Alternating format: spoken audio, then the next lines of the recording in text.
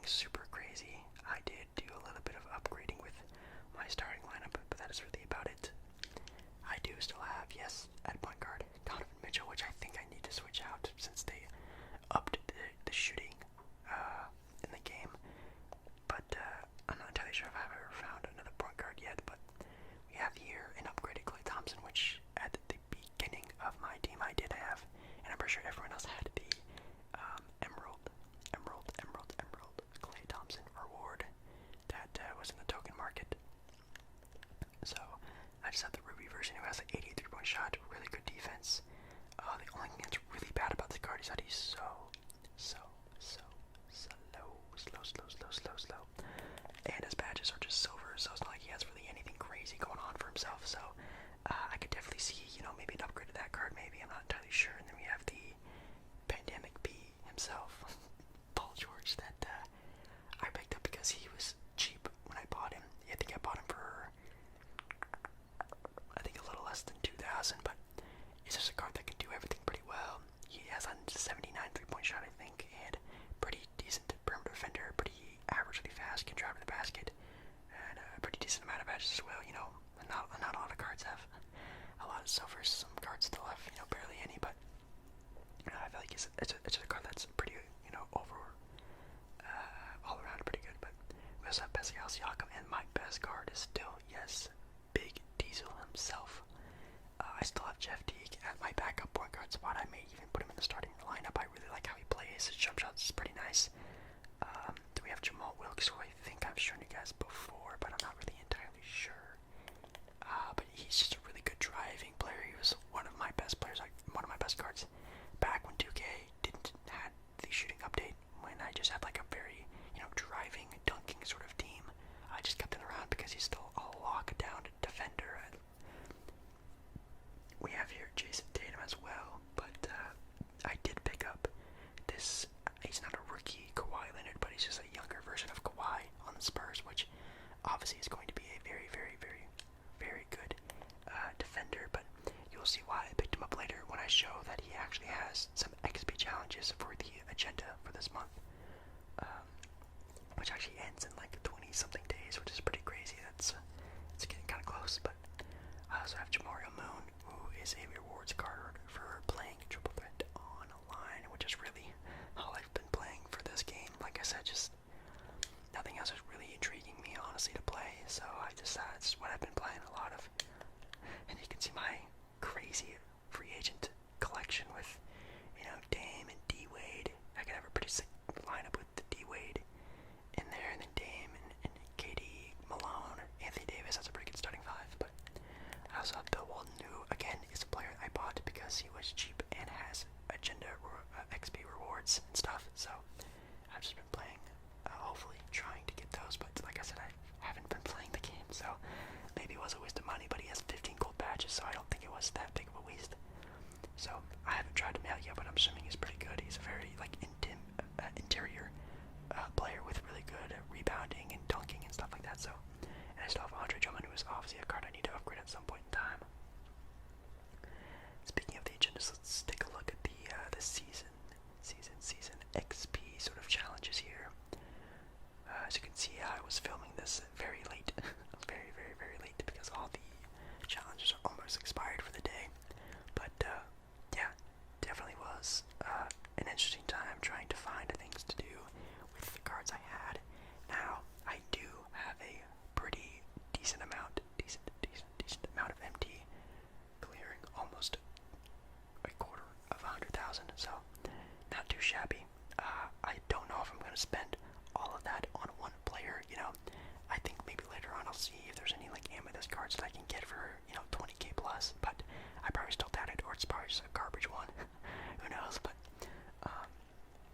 there are some new challenges out that are just like, have 3 players from this team on a offline triple threat game and win, and you get a pretty decent size of MT for that. So, I mean, not MT, XP for that. So if you're someone trying to grind for XP, which I've stopped trying to do, because if you've noticed that the sort of, it's such a big, I get it if you're close or like halfway to getting the Pink Diamond Steph Curry card, which I'm assuming is going to be a very, very, very, very,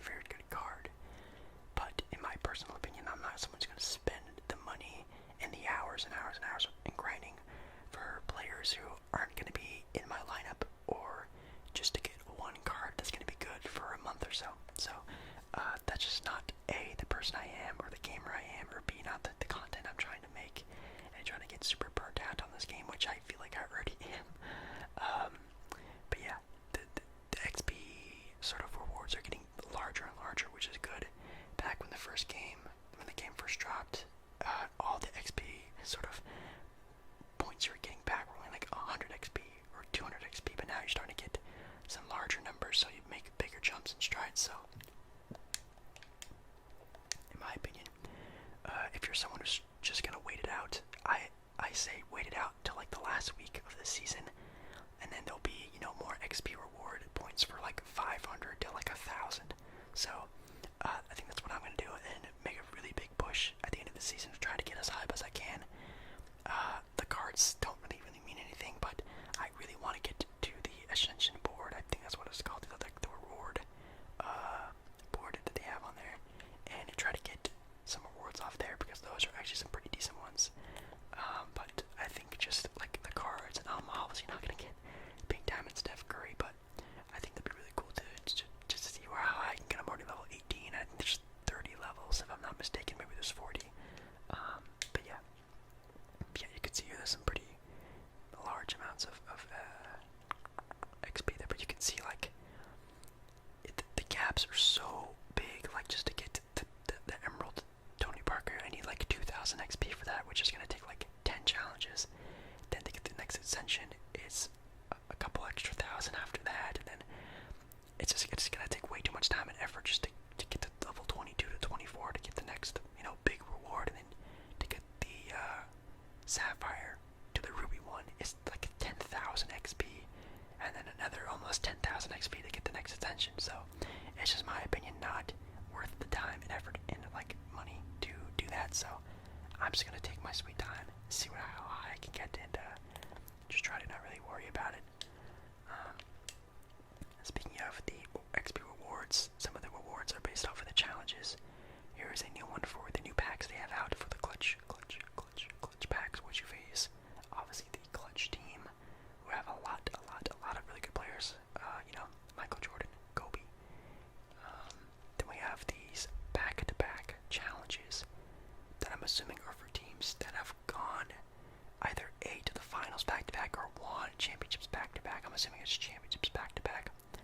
But this first one is already pretty crazy. I think this is actually the first Pink Diamond card I've seen, with Isaiah Thomas, and you have Diamond Joe Dumars. And then, God, I could not imagine trying to have to go up against the Miami Heat or the Golden State Warriors in this game, you know, without shooting. I mean, it's going to be a tragedy. Well, not as good shooting as 2K20, but you know what I mean. Then we have a award here for going up against the Clippers for the Nuggets moments. But the reward, or the win condition, is you have to get a triple-double with the player, which is one of those things where I know I can't control. So that's going to be something pretty tough. You're going to need a really good passing big man or something like that to order to get that. But moving on to the packs, we have here these back-to-back packs that go on with the sort of challenges. We have here Lamar, Isaiah, Bailey Howell, player I've heard of before, Kenny the Jet Smith, and Andre Iguodala. That's a pretty cool one. And then we still have the clutch patch, which are one of the older ones. I think it was actually the first ones to come out besides the East and West packs. But you know, we have Michael Jordan, Kobe, Kareem, which I'm sure are cards that are going for, you know, 50, 60 plus MT right now. K, MT, and Jason Kidd, which I don't really know who's even. I've never even seen a player use that or seen in the auction house, so I'm pretty sure whoever pulls that card is keeping it. But I'm really intrigued in this Rip Hamilton and this Ray Allen card, so I might have to take a little looky in the auction house and see if any of those cards are available. Take a look at how good they are and whatnot. And the rewards, I've not been doing barely anything of the exchange. Check that out. I haven't done any of that because it's like one of those things where why would I give up players I can sell for MT when I get a card that, you know, it's an amethyst card that I'm sure there's a bunch of amethyst cards are going to be dropping at certain points in 2K. That's just kind of a waste of time. And MT, which MT I can obviously use to get really good cards now. And then we have, you know, this Kobe Bryant card. I just kind of wanted to see the attributes for it. And wow, I'm actually very surprised that this Kobe Bryant card is actually like a pretty usable card. He can dunk, he can shoot, he can run pretty fast. He has a Hall of Fame badge as well, which is pretty crazy. And obviously, in this year's 2K, you can add better badges to players. So I could actually see this card being usable for quite some time, especially for Kobe fans and whatnot. But there was obviously that Kareem and Michael Jordan. But I think we're gonna look at this Ray Allen card, which might be more in our price range as compared to Barkley Thompson here. Wow, 93 3-point shots. That's pretty crazy. And his perimeter defense actually isn't that bad. And he's faster. What is that? 9 gold badges. Wow. You know what? We might have to look him up to maybe get him at the backup shooting guard position. Maybe. I think it might be a good pickup. Or there's Rip Hamilton. Let's check this one out. 6'6". Only a 84-3, which still isn't really that bad. A really good passer. Wow, his perimeter defense is really good. And 79 speed. Definitely a lot better than Clay's. And oh, wow. 23 gold badges. Man, this Rip might be the one, in my opinion. I might have to look him up later for some better prices and whatnot, but that's pretty crazy. What were the other ones? Oh yeah, Iguodala. Let me look up Iggy real quick, and then I think that might be the only one I'm really interested in. Andre Iguodala. Hopefully he's somewhat usable. Let's compare him to like Kawhi Leonard, sort of a good counterpart. Let's see. Actually, this Jamal Wilkes card is actually probably the most comparable card, and he's definitely not as good. Even though he has a Sapphire card, he doesn't really even stack up to this Jamal Wilkes. So I'm assuming they probably play somewhat similar. But obviously Iguodala being the better shooter, but and having 20 badges, man, that's tough as well. I don't know. I don't think I'd really want this card. I mean, this Jamal Wilkes is basically the same card, especially with this Kawhi Leonard. It's just, I don't really see a big difference, honestly, but I might have to pass on that guy. And then, you know, with all this MT, you guys gotta let me know what card I should get. Is there, you know, a diamond in the rough player I should get? I know a lot of you guys will help me out with that last year, with, you know, all those Galaxy Opals and stuff like that, but let me know there's, you know, some cheap cards that are going under the radar. You know, I have 20 KFTs, hopefully, you know, maybe one of these days these Amethyst cards will get down a little bit lower, like maybe like a Rich Richmond, or maybe even the Karl Malone card would be kind of nice as well, but I guess we'll just sort of have to see later on, or even this Derrick Rose, God, I wish, but that's not going to happen for a while.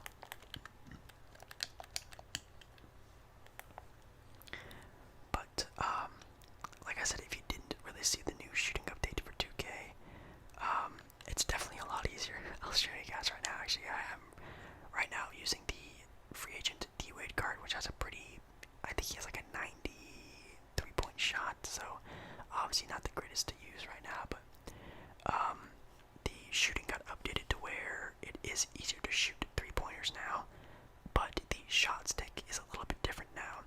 There have been multiple videos of people just holding down the analog stick and like taping basically their right stick down in a certain position and just hitting greens over and over and over and over and over and over again without moving the right analog stick.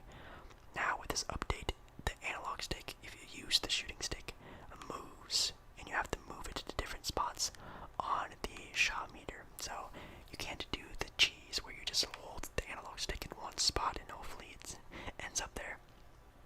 It's different now, so you can't cheat. I guess not. It's cheat. It's some shooting cheese, but I feel like the square button is definitely fixed. I just feel like shot timing is a little bit better.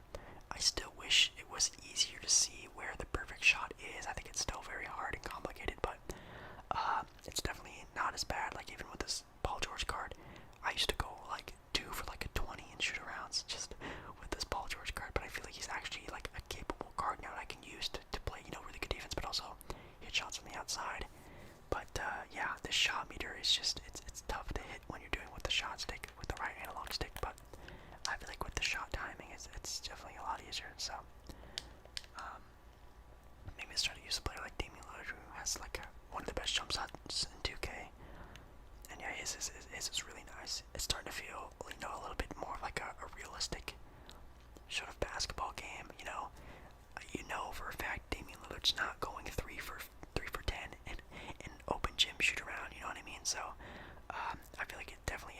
easier to sort of feel out the game a lot more, but it isn't also as easy as 2K20, which is perfect. So that's why I feel like shooting in the game right now is where it should be, and I will start obviously to play more 2K once, you know, the rewards start feeling more like rewards and whatnot. So thank you guys so much for watching this video. Hopefully you guys enjoyed it. Leave a like. Check out the video tomorrow.